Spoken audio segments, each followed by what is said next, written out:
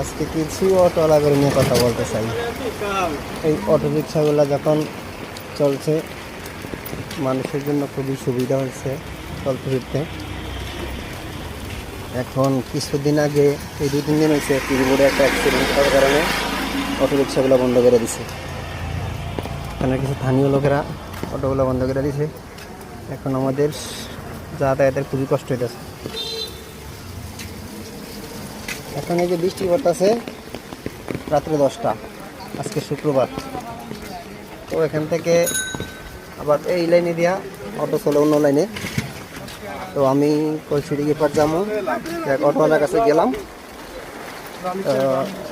আপনার অটো রিক্সার ভাড়া হয়েছে একজন জনপ্রতি 10 টাকা।